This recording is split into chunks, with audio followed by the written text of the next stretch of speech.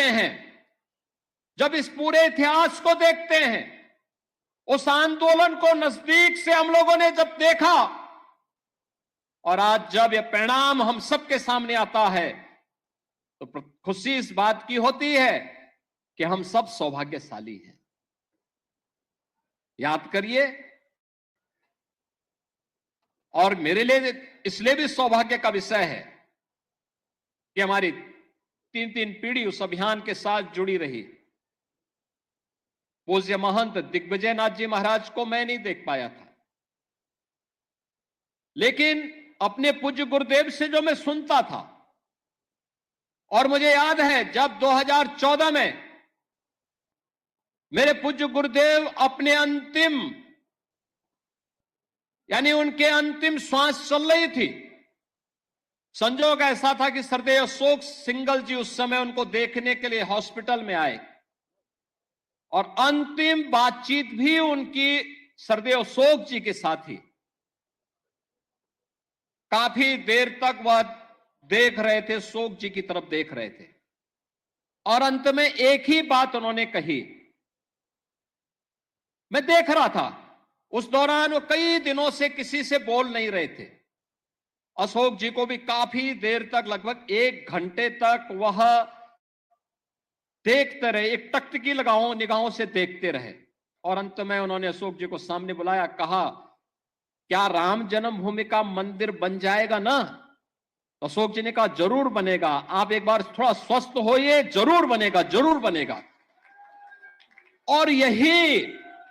आश्वस्त के बाद कुछ ही दिन के बाद उन्होंने अपनी भौतिक देह का विश्राम कर दिया था। बहनों और भाइयों, बाबा अभिराम दास जी हों, पूज्य परमहंस रामचंद्र दास जी महाराज रहे हों, शंकराचार्य की परंपरा रही हो, रामानंदाचार्य की परंपरा रही हो, रामानुजाचार्यों की परंपरा रही हो, पूज्य संतों की एक अविरल परंपरा रही हो, या फिर राष्ट्रीय स्वयंसेवक संघ से जुड़े हुए यशस्वी नेतृत्व का ये पूरा अनवरत सिलसिला चलता रहा, लगातार चलता रहा, और आज हम सब यहां पर इस बात का एहसास कर रहे हैं कि राम जन्मभूमि के लिए जो ये आंदोलन चला था, आज वो एक सार्थक लक्ष्य की ओर आगे बढ़ते हुए किस रूप में जा रहा। जो भी अयोध्या आता है, कोई भी आता है, दुनिया के अंदर कोई भी आता है, वह व्यक्ति अभिभूत होकर के जाता है।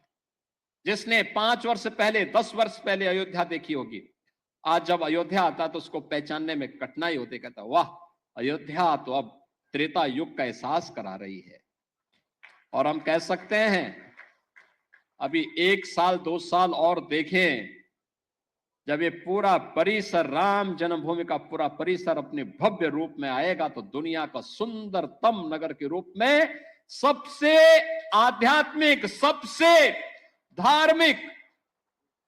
पुरी के साथ साथ धाम के रूप में, दुनिया की सबसे वैभवशाली नगरी के रूप में हमारा अयोध्या धाम विकसित होने जा रहा है, उस ओर आगे बढ़ रहा है। श्री राम जन्मभूमि तीर्थ क्षेत्र न्यास ने पिछले 4 वर्ष के दौरान न दिन देखा, न रात देखा, न धूप देखी, न बरसात देखी, सबकी परवाह, किसी की भी परवाह किए बगैर केवल एक ध्येय के साथ कि रामलला की प्राण प्रतिष्ठा के कार्यक्रम के साथ जुड़ने के साथ ही मंदिर को भव्य स्वरूप देकर के कोटि कोटि राम भक्तों के अनुरूप यहां पर उस प्रकार की व्यवस्था देना, और उसके लिए न्यास निरंतर निरंतर अहर्निश लग करके उसके लिए कार्य कर रहा है। बहनों और भाइयों, भक्तों की इच्छा के अनुरूप भले ही वहां पर सुविधाओं को आगे बढ़ाने का काम जिस मजबूती के साथ चल रहा है, पूरा परिसर एक बार भव्य रूप में आ जाएगा तो सचमुच सनातन धर्म कि धार्मिक स्थलों को किस रूप में भव्य होना चाहिए, वह दृश्य श्री राम जन्मभूमि का यह भव्य मंदिर सनातन धर्म के सभी स्थलों के लिए एक नई प्रेरणा का केंद्र बिंदु बनने वाला है। और उसके लिए हम सबको अपने आप को तैयार करना। आज का जब हम यहां पर प्रतिष्ठा द्वादशी के अवसर पर आए हैं, तो बहनों और भाइयों, हमारे सामने बहुत सारे लक्ष्य हैं। एक चीज हम सबको इस बारे में ध्यान रखना होगा, और वह इस बात को लेकर के रखना होगा कि किन कारणों से, वे कौन सी परिस्थितियां थी कि समाज बटा हुआ था और हमारे पूज्य आराध्य देव स्थल अपमानित हो रहे थे। अगर हम जाति के नाम पर और तमाम अन्य वादों के आधार पर विभाजित रहेंगे, तो इस प्रकार की अपमानजनक स्थितियों का सामना हम सबको निरंतर करना पड़ सकता है। और इसलिए आज की आवश्यकता वही है जो न केवल हमारे वर्तमान को बल्कि भविष्य को भी सुरक्षित रख सकता है। उस एकता के सूत्र में बांधने के लिए, राष्ट्रीय एकात्मता के लिए कार्य करने के संकल्प के साथ जब हम जुड़ेंगे, याद रखना, राष्ट्रीय एकात्मता की कड़ी मजबूत होगी, सनातन धर्म भी मजबूत होगा, देश भी मजबूत होगा, हम सब भी मजबूत होंगे। लेकिन अगर हमारा देश कहीं किन्हीं कारणों से आपस में ही विभाजित होकर के कमजोर होगा, जातीयता की खाइयां चौड़ी होंगी, क्षेत्र और भाषाई आधार पर हम विभाजित होंगे, तो इसका खामियाजा सबसे पहले हमारे पूज्य धर्म स्थलों को ही भुगतना पड़ेगा, बहन और बेटियों को ही भुगतना पड़ेगा। उस प्रकार की स्थिति हम सबके सामने दोबारा न होने पाए, या एक नया संकेत भी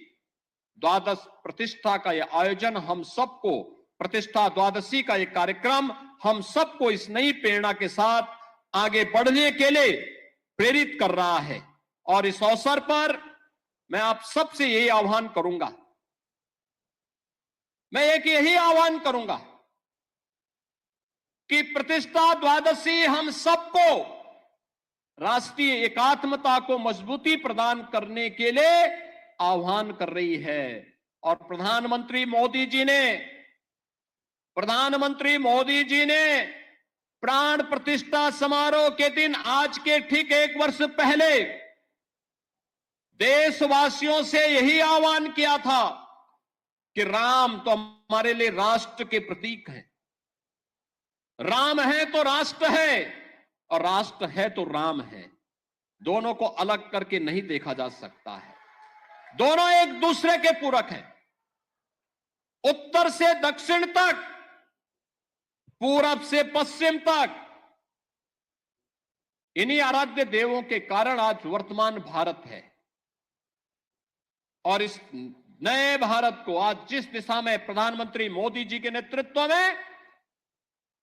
आज आगे बढ़ाया जा रहा है, इसके लिए हम सबकी जिम्मेदारी बनती है कि हम सब उस अभियान का हिस्सा बने, उस अभियान का हिस्सा बने। याद रखना, सत्य को अधिक दिनों तक कोई धुंधला करके नहीं रख सकता है। सत्य एक दिन सबके सामने उजागर होगा, और सत्य का उजागर होना ही अयोध्या में राम जन्मभूमि पर प्रभु रामलला के भव्य मंदिर के निर्माण के रूप में हम सबके सामने सत्य के रूप में देश और दुनिया देख रही है। राम जन्मभूमि में प्रभु राम का यह भव्य मंदिर का निर्माण दुनिया में दबी कुचली सभ्यता और संस्कृति के लिए एक नया संदेश भी है। लोकतांत्रिक तरीके से, संविधान सम्मत तरीके से वे अपने अधिकार लिए जा सकते हैं। ये अधिकार अयोध्या में राम जन्मभूमि के लिए हुए अनगिनत बलिदान और उन सब मूल्यों के साथ अग्नि परीक्षा के दौर से बार बार गुजरने के बावजूद भी अपना धैर्य न खोना इस अभियान का हिस्सा रहा है। हम सब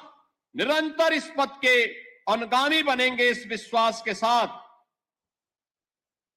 परसों से प्रयागराज की धरती पर महाकुंभ का भी आयोजन होने जा रहा है। और प्रयागराज में भी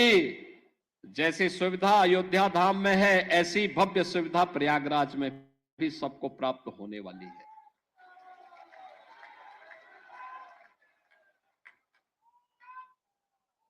हम लोग कल ही वहां से आए हैं, पूरी व्यवस्था देख करके, अंतिम स्वरूप दे करके। और आप देखिए कुंभ का मतलब, महाकुंभ का मतलब क्या होता है। देखिए,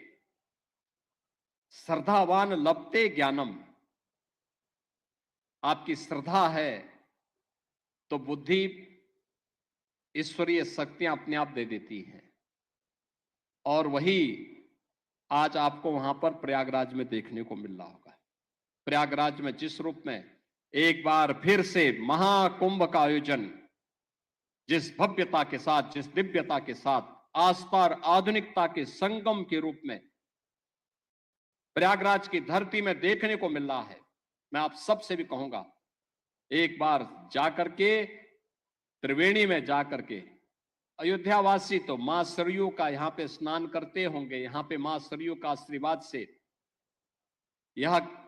कृपा तो उन पर बनी रहती है। संगम में जाकर के एक बार जरूर देखिएगा व्यवस्था कैसे होनी चाहिए, कैसे सिस्टम अपने आप पूरी व्यवस्था को आगे बढ़ाता है, और सनातन धर्म का गौरव कैसे आगे बढ़ेगा, इन सब का एक मूर्त रूप आपको वहां पर भी देखने को मिलेगा।